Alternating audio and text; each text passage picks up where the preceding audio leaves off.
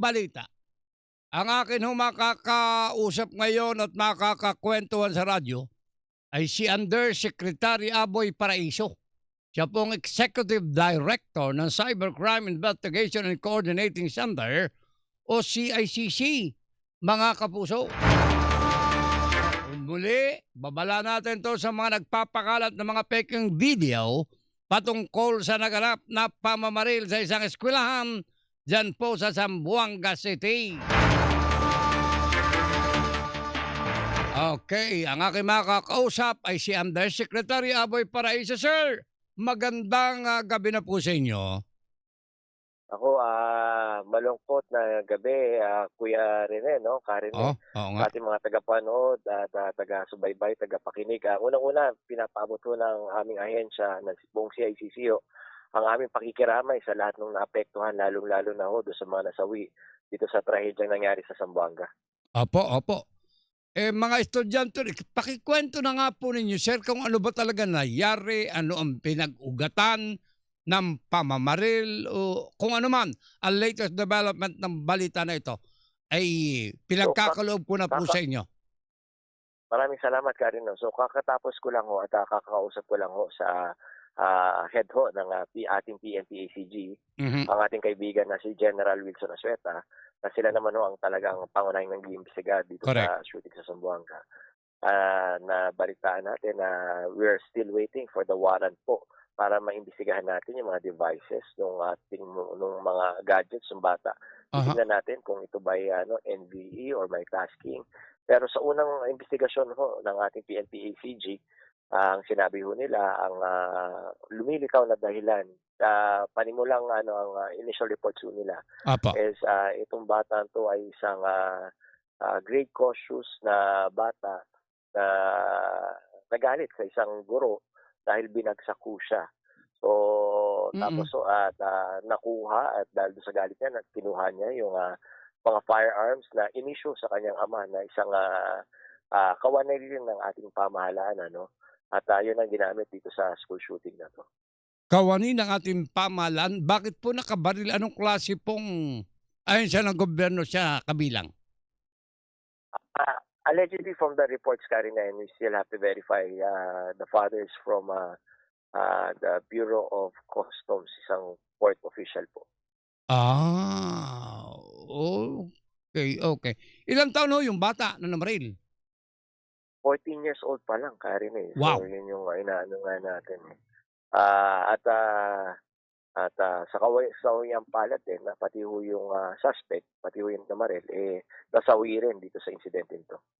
Ngayon, ang balikan natin yung pagpapakalat nitong video na ito. Oo. Ano ho bang dapat lang? Hanggang saan lang ba ang limitasyon ng kung sino man nagtatangka na magkalat nito, itong video ito? Kami ho ay kailangan ho ang magpakalat or gumamit lang ho ng mga videos na yan, yung mga legitimate news items to report yung mga balita ho natin.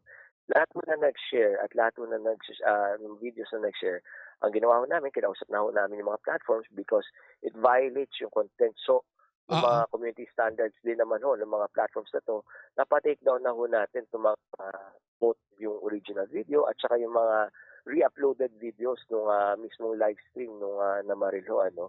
At patuloy ho tayong nagbabantay at minomonitor itong ating mga social media pages, baka may lumitaw pa dyan, para mapa-take down na natin. Karine, ang iniiwasan ho natin dito, Mm. maging malinaw lang sa ating publiko, is yung iniiwasan natin na may ma-impluwensyang ibang tao, Mm. yung mga Mm. actuations, yung mga gawain nitong school shooter na to, Mm. baka gayahin. So, Correct. baka magkaroon ng copycat at hindi lang copycat but maimpluwensyahan din yung ibang mga kabataan natin na gawin din. Okay. Kasi the more na pinapakalat natin, nagkakaroon Yeah. ng reward kasi nagkakaroon ng clout, nagkakaroon ng ng kasikatan. Oo, oo. So yun yung parang nare-reward pa yung maling gawain ngayon.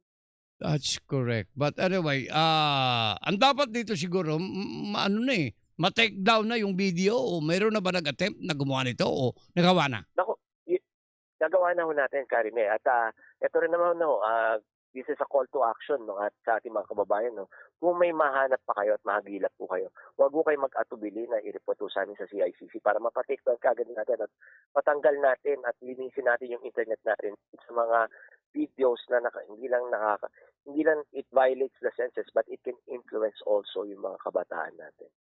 Alam niyo boss, sir, Ah, maraming positive sa pagsulpot ng social media para sa ating araw-araw na tama ho. buhay. Pero may mga negative din, katulad itong mga ganitong bagay, 'di po ba? Tama ka rin, eh, 'no? Sabi ko nga lahat naman ng technology, nung nagsisimula yang mga 'yan, nung dine-develop yang mga 'yan, iniisip natin ano yung magandang maigagaw, Opo, magandang opo. maidudulot niya sa ating mga kababayan, sa buong lipunan po, 'no? Hindi lang sa Pilipinas but all over the world. Mhm, Pero ang nangyayari, may mga nananamantala sa mga technology na 'yan. For example, ang AI, mm, ngayon ang social media. 'Di ba, ginagamit po natin talaga dapat ano 'yan, eh, democratize na yung information, dapat mabilis na yung mga balita. mm. Dapat mabilis na yung knowledge kasi at the tip of our fingertips. Pero dahil ganito ngayon nangyari, gano'n din kabilis pala yung, ang pagpapakalat ng balita, gano'n din kabilis magpakalat ng fake Oo, news, magpakalat ng hate, magpakalat ng mga disinformation, 'di oo, ba? tama. Ang sabi nga ho nung iba ng mga nakakausap namin sa ating industriya na ito, sa broadcast industry, Oo, ang pagkakaiba raw namin, kami kasi may mga editor, may mga namamahala bago lumabas ang news. Samantalang oo. sa social media, wala naman nag-e-edit, 'di po Tama, ba? 'no, at saka you abide by certain ethical standards ka rin, eh. Yeah, At, yung industry ho natin sa broadcasting, opo. tayo mismo nagse-self-regulate tayo. We call out yung mga Correct. mistakes ng mga kasama natin. Eto yung mga sa social media nakakalungkot man, 'di ba? Lahat nagkaroon ng information. Hindi mo kailangang mag-aral, hindi mo kailangang mag-conform to certain Mm, ethical standards, yes. and yet nagpapakalat ka ng yung mga opinion mo, Opo. nagpapakalat ka ng mga balita as if totoo yung balita mo. Yes, tama po kayo diyan. Well, sa tingin ho niyo sa pangyayaring ito, puwede ba magsilbing moral lesson ito para yung ating mga gumagawa ng batas, particularly the Senate tsaka yung Congress, ay umakda na ng batas patungkol dito para ito'y kahit papaano, ma-solve yung isyung ito? Tama ho ka rin at matagal na ho kaming nananawagan sa CICC at, sa ating mga mambabatas na Mm, marami ho tayong kailangan na ripasuhin kasi nga ho nag-advance na masyado yung technology. Kung isipin niyo yung Cybercrime Prevention Act of mm, 2012 pa ho. It's a 14-year-old law na po. Eh, correct. ang technology sobrang advanced Bilis. na. Sabi ko nga ho, habang pinagdidiskusyon na natin ang bagong batas, yung pinagdidiskusyonan natin ngayon, 1 year, 2 years from now, obsolete na ho yan. Yeah, So we have yeah, to craft laws that tama are ka. very flexible at saka very adaptive dun sa rapid pace of the development of technology. Well, kayo ba'y nakipag-ugnayan na sa Meta o sa Facebook? Opo, Karen at tama naman po ano, nakipag-ugnayan na kami sa Meta, sa Facebook, sa TikTok, at even ho sa iba't ibang social media platforms gaya ho Mm, ng, YouTube. At, hinihintay ho namin nagpapasalamat naman kami despite yung mga ibang mga concerns namin, eto mabilis silang umaksyon. Kasi nga ho, it's violative also or parang, labag din siya sa sarili nilang community standards po. well, whether we like it or not, tayong medyo nakatatanda, well, naandiyan na ang social media, hindi natin kayang harangin 'yan. Siguro gumawa na Ay, lang tayo ng oo. mga hakbang para kahit papaano hindi naman maabuso. Tama nga ho. Siguro ang unang hakbang diyan na Karen, siguro nga, kailangan na lang nating, since ito naman parating sinasabi, since nakikinabang din naman po sila sa atin ano, they Oo, enjoy the Philippine market. mm. Marami sa atin ang gumagamit ng mga platforms nila, pinagkakakitaan nila tayo. Baka naman gusto nilang magkaroon na ng opisina dito na para naman halimbawa may mga ganitong insidente, Oo, madali nating matukoy kung sino-sino yung mga maling mm, gumagawa ng mm. technology, sino yung maling mga nag-aabuso sa technology, sino yung nagpapakalat ng fake news, para mapanagot din naman natin sila. Okey. Samantalahin natin ang pagkakataon na ito, baka meron kayong gustong ipanawagan na hindi ko na naitanong, hindi ko na ipakausap sa inyo. Iniiwan ko sa iyo ang DCWB ang ere para ikaw, kung may Para panawagan ka o may gusto kang sabihin niya, oo, hindi ko na itanong. Go ahead po. una-una Una-una, Karen, maraming salamat po sa pagkakataon ano. Sa atin ho, sa lahat ng mga Pilipino siguro kailangan na nating, bantayan at maging mapagmatyag sa ating mga gawain sa internet 'no. sa atin ho, hindi ho ito kaya solusyonan ng gobyerno lamang, ng private sector lamang. Kailangan ho magtulungan tayo.